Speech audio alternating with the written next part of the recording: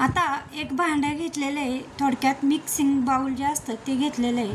आणि आता याच्यामध्ये एक वाटी आंब्याचा पल्प घेतलेला आहे. आता आंब्याचा पल्प घेताना मी गोड आंब्याचा पल्प घेतलेला आहे. गोड आंब्याचा म्हणजेच बदाम आंबा जो असतो ना, आता सध्या बदाम आंबे चालू झालेले आहे आणि त्या बदाम आंब्याचा ताज्या आंब्याचा पल्प घेतलेला आहे. त्याचे सालं स्वच्छ धुतले, आधी सालं काढले आणि त्याचा या पद्धतीने पल्प काढून घेतला. एक वाटी घेतलेली मापासाठी, एक मोठी वाटी. आता एका मोठ्या वाटीतलं निम्मा जो पल्प आहे तो या मिक्सिंग बाउलमध्ये टाकलेला आहे. आणि त्यासाठी एक वाटी मोठी वाटी निम्म्यासाठी मी एक छोटी वाटी घेतलेली आहे आणि त्यामध्ये ती भरून अशी सुजी घेतलेली आहे. आता त्या आंब्याच्या या पल्पमध्ये ती मिक्स केलेली आहे. आणि आता हे थोड्या वेळ आता आपल्याला असंच ठेवून द्यायचं आहे.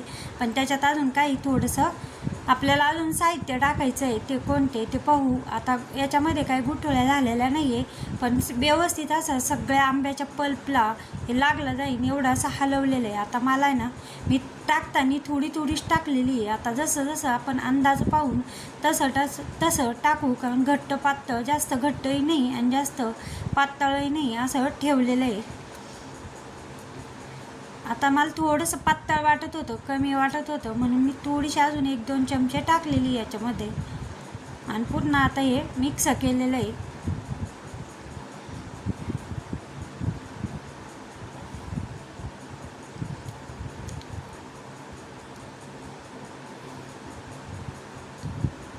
आता आंबा घेतानाच काय केलेलं आहे, गोड आंबा घेतलेला आहे म्हणून आता हे थोड्या वेळ असंच भिजत ठेवायचं आहे. आंबा घेताना गोड आंबा ठेवला आहे, पण आधी सुजी थोडीशी आधी भिजून देते याच्यामध्ये. आता एक कढाई घेतलेली आहे आणि कढाईमध्ये आता दूध घेतलेलं आहे. जवळजवळ मी 1 ग्लासाने मोजलं तर मी 2 ग्लास दूध घेतलेलं आहे. दूध तापवलेलं आहे, त्याची काय मी मलाई काढलेली नाही, तशीच मलाई सगळं हे टाकलेलं आहे. 2 ग्लास मी इथं दूध घेतलेलं आहे. आता हे उकळायला ठेवायचं आहे. दुधात पण आपल्याला एक साहित्य टाकायचं आहे. आता दूध उकळतं आहे तेवढ्या वेळामध्ये याच्यामध्ये मी आता थोडीशी साखर टाकून घेते, म्हणजे ती पण आपल्याला गेली पाहिजेत एवढी. आता आंबे घेतानाच काय केलं आहे, गोड घेतले, त्याच्यामुळे मी चहाचे आपले पोह्याचे जे चमचे असते ना, त्या 2 चमच्यानी याच्यामध्ये साखर टाकली, पुन्हा एकदा मिक्स केलं. इकडं आपण दूध पण उकळायला ठेवलेलं आहे, म्हणजे ही छान अशी पाघळल्या जाईल याच्यामध्ये आंब्यामध्ये. आता हे पुन्हा थोड्या वेळ दूध आपलं होतं आहे तेवढ्या वेळ मी हे पुन्हा भिजून देते.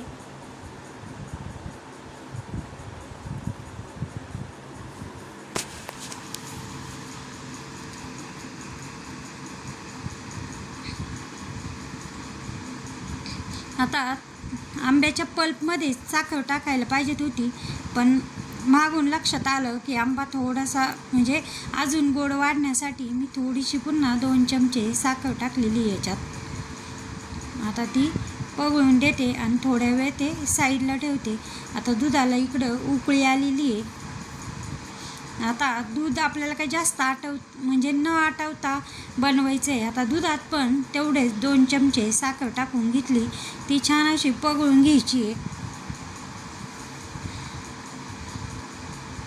साखर पगळलेली याच्यामध्ये कॉर्नफ्लावर म्हणजे 2 मक्याचं पीठ जे असतं ना ते टाकून घेतलेलं आहे 2 चमचे. आता याला उकळी जशी लगेच आली की ते घट्ट होत चालतं. आता याला उकळी आली की याचा गॅस बंद ठेवायचा आहे आणि आता हे थंड व्हायला ठेवलेलं आहे.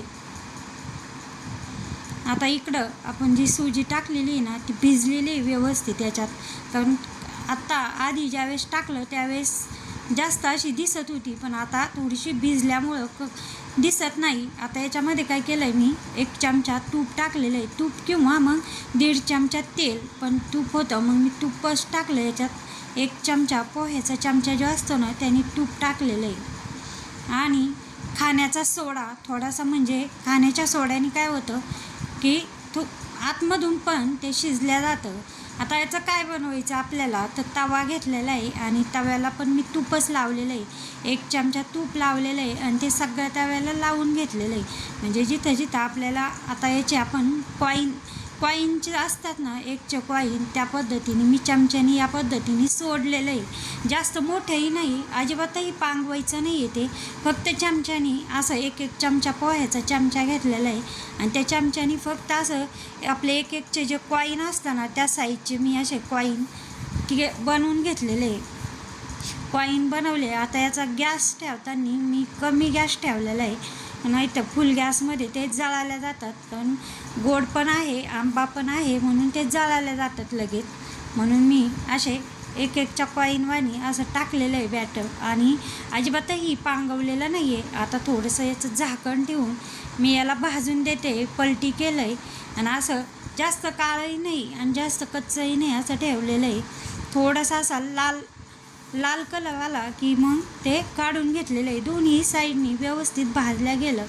आता पुन्हा मी असेच कॉईन बनवून घेतलेले आहे. पुन्हा दोनदा केले. मग आपलं जे बॅटर आहे ते संपलं. आता हे दूध पण इकडं थंड झालेलं आहे आणि या थंड दुधामध्ये मी काय केलं आहे की आंब्याचा जो पल्प ठेवला होता ना, आपण जी 1 वाटी पल्प केला होता, तो पल्प ठेवला होता ना, त्याच्यातलं निम्मी वाटी मी या दुधात टाकलं आहे. छान असं घट्ट झालेलं आहे.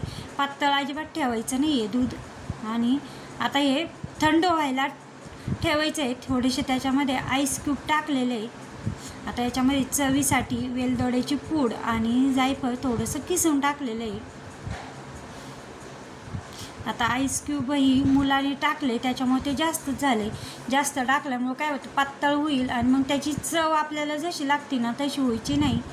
आता मी काय केलं आहे, हे आपण जे कॉईन बनवून घेतलेले आहे ना, ते मी आंब्याचे जे कॉईन बनवून घेतले ते एका वाटीमध्ये, मोठ्या अशा वाटीत टाकले सगळे. आणि त्याच्यावर आता हे जे दूध केलेलं आहे ते ओतायचं आहे आपल्याला.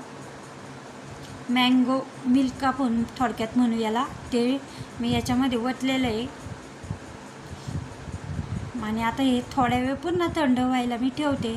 आणि थंड या पद्धतीने चमच्याने असं हे जे कॉईन केलेले आहे, थोडेसे असे थोडं दूध आणि थोडे असे कॉईनचा तुकडा असं घेतलं चमच्यामध्ये आणि ते खाल्लं. इतकी मस्त अशी चव लागते. एकदा केलं ना तर काही मुलं याच पद्धतीने बनवू म्हणतील. एवढं मस्त असं उन्हाळ्यामध्ये, या उन्हाळ्यात नक्कीच बनवून खा. बघा असं इतकं छान असं हे लागतं चवीला.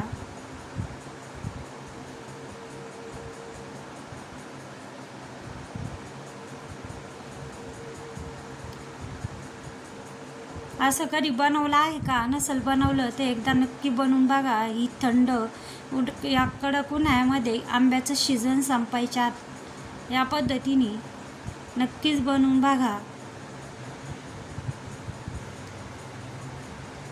आता मी पुन्हा जे कॉईन आहे ते ठेवले आणि छान दिसण्यासाठी मी काही तुटी फुटी घेतलेल्या आहे आणि त्या पण ठेवलेल्या आहे.